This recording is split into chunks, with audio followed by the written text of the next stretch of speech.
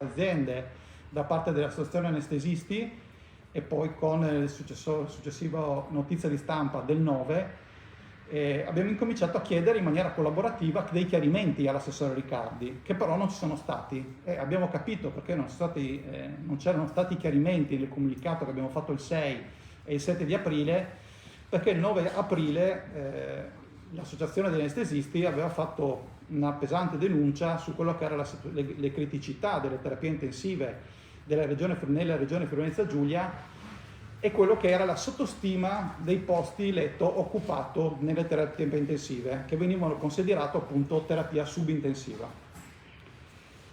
A seguito di queste segnalazioni anche da parte di chi lavora appunto in prima linea, io e la collega abbiamo fatto numerose interrogazioni e richieste accesse agli atti. E prima di venire al report ministeriale voglio mostrarvi come è cambiata la versione delle nostre richieste prima e dopo l'ispezione ministeriale. Se vedete qui ho riassunto una richiesta accessa agli atti che mi è pervenuta da parte centrale il 28 giugno. Chiedevo nello specifico posti letto di terapia intensiva presso l'ospedale di Gorizia e quanti posti letto erano occupati dai primi di marzo fino al 12 di aprile. Se vedete, il 28 giugno la direzione salute mi diceva che non c'era dotazione di posti letto e che non c'era nessun posto letto occupato fino al 12 di aprile. Questo prima dell'ispezione ministeriale. Dopo l'ispezione ministeriale, siccome non mi rispondevano a una delle interrogazioni che avevo fatto, sempre per avere chiarezza sulla gestione dei posti letto di terapia intensiva, ho chiesto la risposta in commissione. L'8 di settembre, quindi circa un mese dopo l'ispezione ministeriale, in realtà mi viene fornita un'altra situazione presso l'ospedale di Gorizia. Area di emergenza, posti di terapia intensiva, vediamo che la dotazione di posti letto è considerata dal 29 di marzo, con una persona intubata e ci sono posti occupati, cioè posti letto, disponibilità di posti letto in terapia intensiva a Gorizia con pazienti intubati in maniera ininterrotta praticamente fino al 12 del 4, fino a quando noi abbiamo chiesto l'accesso agli atti. Come vedete, confrontando il grafico, qui non abbiamo nulla prima della richiesta dell'ispezione ministeriale. La seconda versione che abbiamo avuto dopo l'ispezione ministeriale nella risposta in commissione di Riccardi è che in realtà c'erano pazienti intubati già da fine marzo al 12. Qui invece nel report, che poi è il report che viene mandato al Ministero, quindi dati del cruscotto regionale, le terapie intensive a Gorizia incominciano a essere contati dal 12 aprile. Sappiamo che qui iniziava la nostra denuncia, il 9 abbiamo la lettera dei sindacati sulla stampa, la riunione a Palmanova con tutti i direttori generali, l'11 c'è una mail del direttore del presidio di Gorizia che dice da domani incominciate a contarli. Quindi noi abbiamo segnalato questa incongruenza, ma evidentemente noi siamo l'opposizione, siamo quelli che cercano di fare critiche, no? In maniera strumentale. Evidentemente non è così, però questa potrebbe essere una versione. Vediamo qual è la versione. Ha detto aspettiamo di avere il report dell'ispezione ministeriale. Per questo c'è stato un pressing importante della mia collega Sabrina De Carlo, che ha depositato nei giorni scorsi un'interrogazione per sapere cosa contiene, quali criticità, se sono state trovate delle criticità. Per magari sollecitare anche la Regione a far sì che questo report, comunque richiesto in più occasioni, venisse reso pubblico, anche perché insomma poi da quanto emerso è stato comunque protocollato a inizio ottobre, quindi insomma c'è stato un po' di tempo affinché certe questioni venissero rese pubbliche, anche, ripeto, a seguito delle varie sollecitazioni che ci sono state. Morale della favola, c'è un comunicato dell'assessore ripreso dall'ARC e poi dai vari quotidiani che porta in grande il titolo posti letto nelle intensive Riccardi, nessuna criticità rilevata dalle ispezioni. Questo è il titolo del comunicato che ARC ha emanato e quindi c'è un report di cose che l'assessore ha diramato a tutti i giornali, che in realtà è un'operazione molto raffinata di taglia e cuci, alta sartoria, in cui l'assessore Riccardi ha volontariamente e colpevolmente omesso tutte le criticità segnalate nel report. Davanti a questo atteggiamento non potevamo che oggi essere qui per rendere pubblico tutto il documento, così come sta e giace, ve lo consegniamo e vedete l'operazione molto raffinata di censura che ha fatto l'assessore sulle criticità, tant'è che tutti i giornali dicevano nessuna criticità rilevata all'ispezione. No, perché se uno legge il comunicato dell'assessore Riccardi, è vero, no, non viene segnalata nessuna criticità, vengono segnalate alcune migliorie, no? In maniera molto blanda, diciamo, ma nessuna criticità viene segnalata. Ecco, come sono state riportate le notizie, sono state riportate in maniera sbagliata e tendenziosa. E adesso cercheremo di spiegarvi perché. Intanto, la prima cosa che vorrei dire è che questo report è arrivato nella nostra direzione alla direzione centrale il 4 di ottobre, per cui senza il pressing fatto dall'onorevole De Carlo, cioè questo pressing probabilmente questo report non sarebbe neanche uscito, per cui è già passato più di un mese e mezzo da quando la regione è stata informata dal Ministero degli esiti della visita ispettiva. Leggendo quello che inizia sulle criticità rilevate e considerazioni, alla seconda riga leggiamo quella cosa lì, no? A Palmanova è stata rilevata un'errata configurazione, che loro dicono essere già presente in epoca pre-pandemica, di 8 posti letto di medicina d'urgenza che vengono considerati terapie intensive. Su questo anche il mio collega Sergo, già lo scorso anno, chiedeva qual è la reale dotazione delle terapie intensive.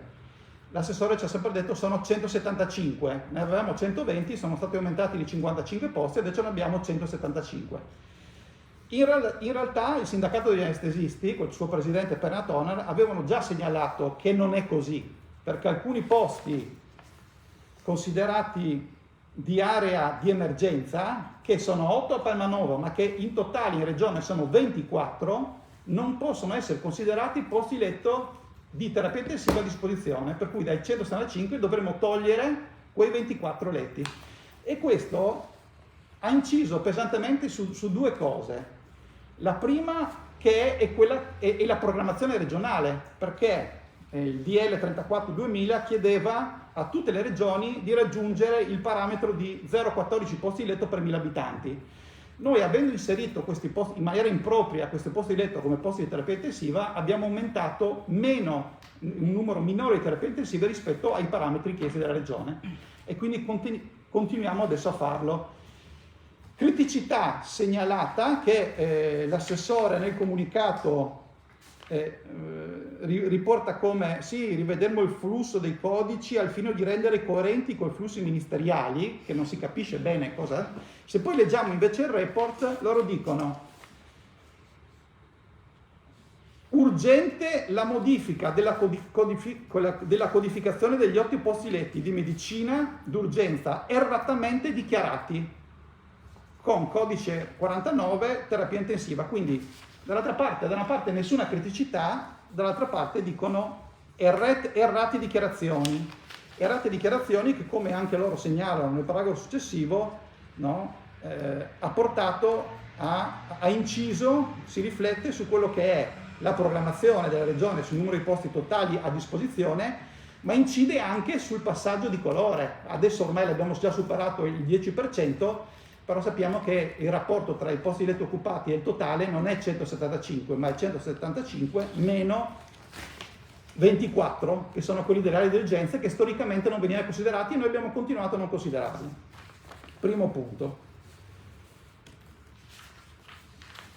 Se prendiamo come inizia il comunicato, tra l'altro, dell'assessore, qui si dice che non sono state rilevate criticità per quanto attiene all'attività di attivazione e disattivazione dei posti letto Covid, che risultano essere stati regolarmente comunicati come documentazione acquisita. Questa frase che ha messo l'assessore non si riferisce a entrambi gli ospedali, si riferisce solamente all'ospedale di Palmanova, se uno poi legge il report, e si riferisce non alla comunicazione del Ministero, ma alla comunicazione alla direzione regionale.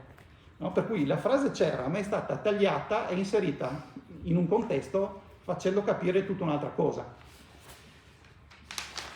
Sempre per Palmanova, non so se volevi dirlo tu o se lo dico io, visto che, come dice l'assessore, non ci sono criticità rilevate e lui non l'ha riportata, si segnala una particolare criticità, dice il report, che riguarda la carenza di percorsi afferenti al pronto soccorso, con sovrapposizione dei percorsi dei pazienti Covid e non Covid, rilevata nel pronto soccorso dedicato alle visite e permanenza dei pazienti sospetto, stanza unica per 4 letto tecnici, quindi presenta una facile esposizione alla commistione. A noi sembra una criticità nei percorsi, no? Di sovrapposizione di pazienti potenzialmente positivi e no. Tra l'altro c'è anche scritto proprio particolare criticità. Particolare criticità. Inequivocabile. Inoltre anche nel pre-triage posto all'interno si crea una sovrapposizione dei percorsi tra i pazienti sospetti e quelli negativi. Tale organizzazione aumenta il rischio di diffusione dell'infezione. Questo dice, per cui alla faccia di non ci sono criticità. Sempre nelle azioni di miglioramento, anche qui, cosa chiede il Ministero? Chiede la risoluzione immediata per quanto attiene al locale adibito a visita per pazienti sospetti Covid a Palmanova, per cui la risoluzione immediata. Noi non vogliamo fare critiche strumentali, vogliamo capire se questa risoluzione immediata chiesta dal Ministero si sta attuando. Nel comunicato loro dicono sì, è una riorganizzazione che era già prevista, la riconfezione del pronto soccorso peraltro già programmata, sì, è già programmato. Io vorrei ricordare che siamo alla 4ª ondata, non siamo alla prima ondata, no? Quindi si rileva una importante criticità sui percorsi sporchi puliti, che però non viene rilevata nel comunicato dell'assessore. E tra l'altro questa criticità viene attribuita a dei locali, a dei limiti strutturali a Palmanova, e il Ministero suggerisce come soluzione funzionale e utile la presenza di una barella per il biocontenimento che attualmente dicono essere assente. Per cui sarebbe interessante capire non solo quando si svolgeranno i lavori per separare i percorsi ed evitare ed aumentare il rischio di diffusione di infezioni, ma anche se è già stata prevista l'acquisto, se è già presente una barella per il biocontenimento, visto che i casi sono in aumento. Questo per quanto riguarda Palmanova, per cui la sbagliata codifica di questi 8 posti letto che, come dicevo, a livello regionale invece sono 26. Venendo invece di quello per quanto riguarda il tema di Gorizia, di cui in realtà cui viene attribuito diciamo che il commento questo primo commento sembra riguardare entrambe le sedi. Il commento su Gorizia è particolarmente critico per quanto riguarda proprio il tema della comunicazione. Qui si dice che appare la comunicazione dei posti letto, allora, per quanto attiene l'ospedale di Gorizia, appare confusa la comunicazione dei posti letto, nonché la distinzione dei medesimi, quindi distinzione tra intensive e subintensive, per cui confusa la comunicazione dei posti letto, nonché la distinzione dei medesimi. Le fonti analizzate, nonché i professionisti, fanno arrivare un quadro di non chiara interpretazione. La connotazione dei posti letto non è univoca, ne consegue difficoltà nella compilazione del corretto risk assessment. Per cui nell'azione di miglioramento, vi leggo testualmente, non so se voi leggo io, dice che a Gorizia è evidente una carenza, per cui non ci sono carenze, della gestione dei flussi informativi per tutti i livelli della filiera, che non restituisce una rappresentazione formale e sostanziale delle reali situazioni. La mancata adozione tempestiva del codice 94 significa che se uno si aggrava, e io lo intubo, come abbiamo visto quello là, dovrei mettere che è una terapia intensiva, invece non è stato segnalato in maniera tempestiva, e lo dice il Ministero, non lo dice il Movimento 5 Stelle, nonché il completo disallineamento con le altre fonti informative, comporta una reale difficoltà di analisi e di conseguenza rende inutilizzabili i dati in sede di programmazione. Praticamente loro stessi riconoscono difficoltà a capire, no, quanti e di che tipo erano i pazienti e una carenza dei flussi. Ricordando l'audizione che hanno fatto gli anestesisti, ricordo, loro dicevano sì, i flussi dalle aziende venivano messi, loro parlano del subcross, ma non nel cruscotto, per cui sui dati che poi andavano al Ministero. E quindi qua dicono, l'assessore diceva, no, e il comunicato ha omesso completamente tutte queste criticità rilevate, ricordando solamente che appunto per la nuova c'è stata una corretta comunicazione, attivazione e disattivazione dei posti letto, però senza dire che era comunicazione alla direzione regionale, non al Ministero. E per quanto riguarda entrambi le sedi, che il Ministero rileva che ha documentato sostanzialmente adeguati livelli assistenziali, nonostante però tutte le criticità rilevate che però non erano presenti nel report dell'assessore. Conclude il Ministero, si suggerisce il miglioramento del clima organizzativo.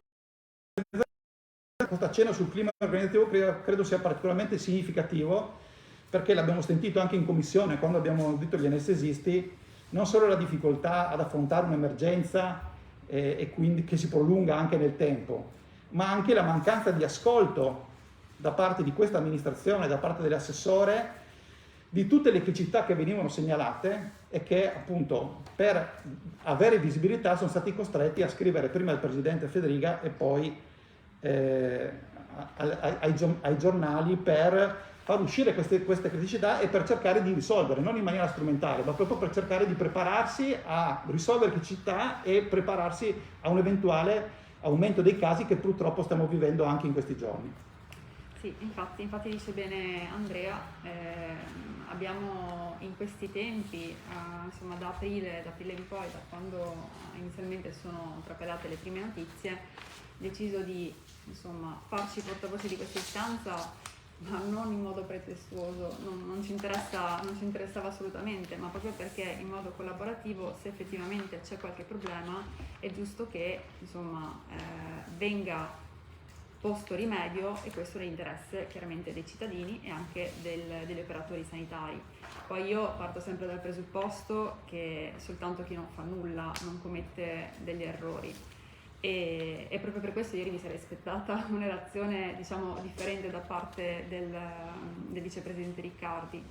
Mi sarei aspettata, tanto per iniziare, proprio a seguito delle varie sollecitazioni che ci sono state, che venisse resa pubblica la relazione in tutta diciamo, la completezza delle parti e non soltanto quelle che ad arte sono state estrapolate, e quindi insomma una maggiore trasparenza che è stata tra l'altro più volte sollecitata.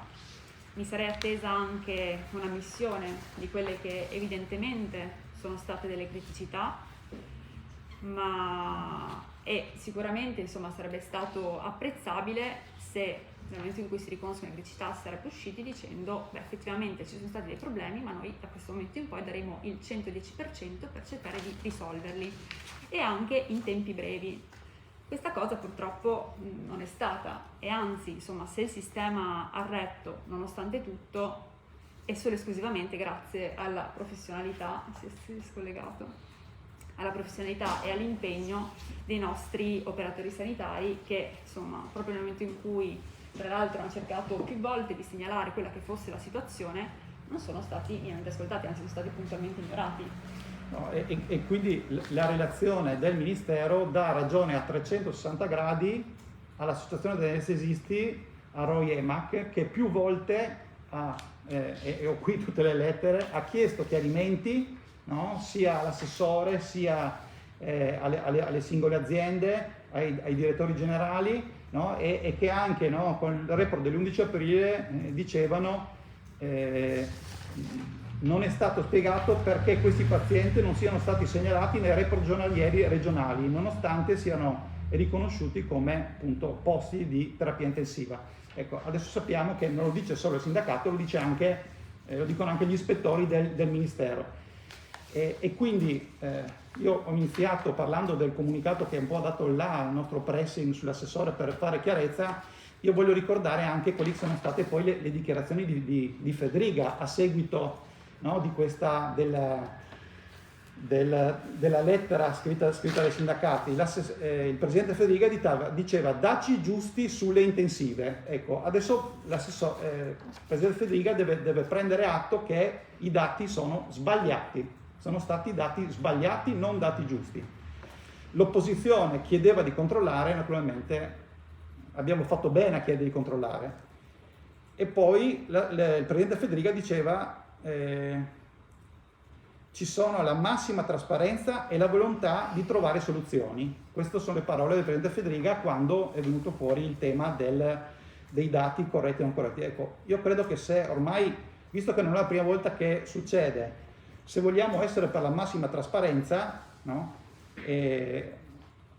Viste anche le dichiarazioni che sono state fatte, visto le continue smentite anche del sindacato, dell'associazione degli anestesisti, che puntualmente oggi trovano invece conferma, a questo punto credo che non sia più tollerabile questo modo di comunicare le cose, omettendo le cose e dando un'informazione completamente errata, completamente falsa e tendenziosa. Tra l'altro gli è stata data proprio l'opportunità attraverso l'interpellanza che ho presentato l'altro giorno, che insomma era cucita anche quella sartorialmente, ma per dare proprio la possibilità di poter poi effettivamente entrare nel merito completamente e con completezza.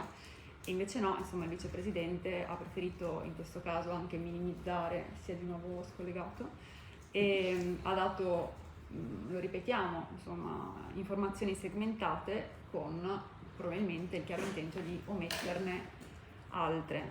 E dal mio punto di vista, insomma, la linea sottile, il confine tra reticenza e menzogna è piuttosto labile. E quindi io lo domando a voi, ma lo domando anche chiaramente ai cittadini che ci stanno seguendo, insomma, se secondo loro omettere una questione così importante è dal loro punto di vista sì o no una menzogna. Io credo che il presidente Fedriga dovrebbe prendere atto di quello che è stata la comunicazione e la volontà di coprire, no, i dati, coprire e omettere informazioni, no, da parte di questo report, e mi aspetto che l'assessore sollevi dal suo incarico l'assessore Fedriga, cioè il presidente Fedriga sollevi dal suo incarico l'assessore Riccardi, o quantomeno gli tolga la delega alla salute, perché non è possibile anche perché continuare così. La domanda che sorge spontanea è se su queste questioni, insomma, sono state omesse delle nozioni comunque di rilievo. Cioè un cittadino normale si domanda ok, su questo e su quante altre cose insomma sono state omesse. È lecito insomma domandarselo. Tra l'altro purtroppo la nostra regione insomma si vede interessata a una recrudescenza del virus, insomma a breve si sta discutendo di farla rientrare in zona gialla, che non sapremo esattamente che cosa accadrà, e quindi diciamo che sia i cittadini che gli operatori dovrebbero essere messi nelle condizioni di poter fare affidamento sul sistema sanitario all'altezza, cosa che attualmente insomma pare non essere. Cioè, diciamo che come diceva anche il report, si è riuscito a mantenere sostanzialmente adeguati livelli essenziali solo grazie al sacrificio degli operatori. E qui questo nostro, lo voglio sottolineare in maniera molto forte, perché so le dinamiche poi comunicative dell'assessore, non è un attacco al sistema, non è un attacco agli operatori che si sacrificano ogni giorno, anzi è un stare dalla parte degli operatori che hanno segnalato a più riprese queste criticità e che non sono stati ascoltati.